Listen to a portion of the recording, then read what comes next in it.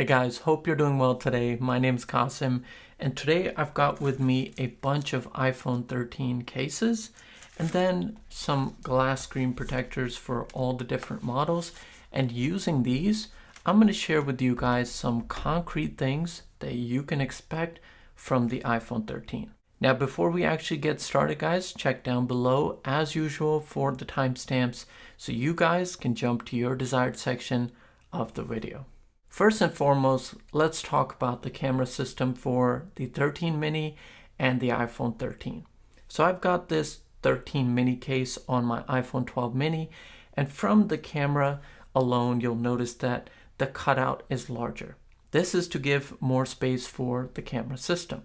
They are in fact going to be laid out diagonally, as you guys have probably seen in some pictures that have circulated different websites. Now for the 13, it's the exact same thing. Both the iPhone 13 and the 13 mini have the same style cutout for the camera module.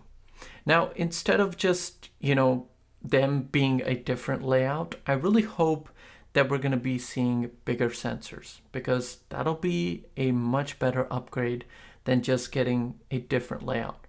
I'm sure the layout is changing for some reason too, but I really hope that we get bigger sensors, because that's really going to help improve the camera system of both the iPhone 13 mini and the iPhone 13. Now guys, the camera cutout for the 13 Pro and 13 Pro Max is really massive. Now, I don't really think that we're going to see a sensor change here. I think that this is going to be more of sensor shift stabilization. So if you guys remember, in the iPhone 12 Pro Max, we got that sensor shift stabilization for one of the camera modules. So I think we might see that coming to all three cameras, because from the pictures and the information that I know of, I don't think that it's going to be a larger sensor, but instead we'll just be seeing sensor shift stabilization coming to the entire camera system of both the 13 Pro and the 13 Pro Max. Now, another notable change that I've seen on the 13 and the 13 Pro is the relocation of both the volume buttons, the mute and ringer switch, and the power button. So what's happened is that they've seemed to move downward. But what's interesting about this is that I did not notice the same thing when it comes to the 13 Pro Max, which doesn't really make sense, because you would think that moving the buttons on that large of an iPhone further down would actually make more sense, as opposed to just doing it for the 13 and the 13 Pro. Now let's shift our focus to the glass screen protectors and the front of all of the iPhone 13 models. If we take any of the iPhone 13 cutout style glass screen protectors and put them on any of the 12 models, you'll notice that there is a size change in the actual notch. Likewise, if we use one of the full screen glass screen protectors, then you'll notice that instead of the speaker cutout being here in the middle, it's more so at the top. That's done to make more room for everything else to kind of move towards the center, so that way they can make a tinier notch at the top. It's great to see this cutout getting smaller, but I think I speak for everyone here when I say that this notch has been at the top of the display for so long now that our eyes have just gotten used to it. I honestly don't even notice it anymore. But what I'm hoping is that this change, this rearrangement of the camera, of the sensors, and the cutout getting smaller means that we might be getting a higher refresh rate display. It's available on so many different smartphones, and we have it on the iPad with ProMotion.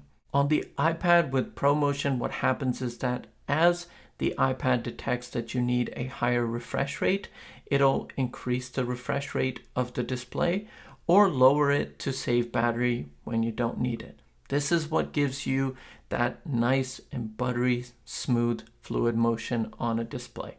The iPhone display on its own is great as it is, but just seeing a higher refresh rate screen here is going to be really awesome. This, of course, is just speculation, so this isn't concrete, but I'm really hoping that this redesign of the display is more than just reducing the size of the notch, because like I said, I'm already used to it. Now let's move to the bottom of the case. Now on any of the iPhone 13 models, there's a cutout there, and that means that we're not going to be seeing a portless iPhone anytime soon. I think the fact that Apple just made the MagSafe battery pack and the fact that it only charges at a slow 5-watt speed is a good indication that we're not ready for a portless iPhone just yet. I think as the years progress, MagSafe will finally be at a level to where it can charge fast and we won't have to rely on cables anymore to charge up our iPhones. Now you might be thinking, what about USB-C?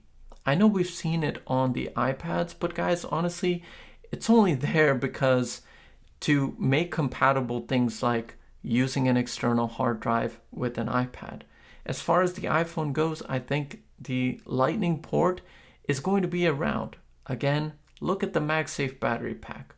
The Lightning port is on there as well, and I think eventually once MagSafe gets to that level, we'll be able to get rid of the Lightning port altogether.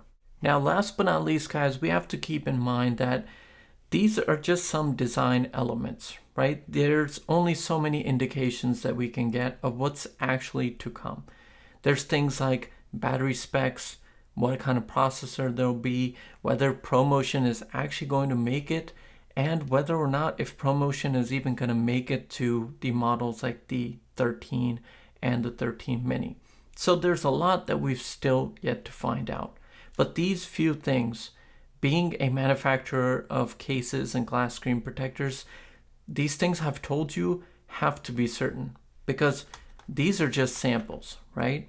But if I ordered these in bulk and they are not any bit true to what the actual iPhones are going to look like, I get a refund on these. So cases and glass screen protectors, these models are given to manufacturers ahead of time so they can prep for the launch of the next iPhones. I myself have made a bunch of accessories for the iPhone 12 models like full screen glass screen protectors, this MagSafe ring holder kickstand, the MagSafe car mount, and so on. This is why I have access to this information, so suppliers are just getting me ready for the launch of the new iPhones. And I thought that it'd be perfect to share this information with all of you.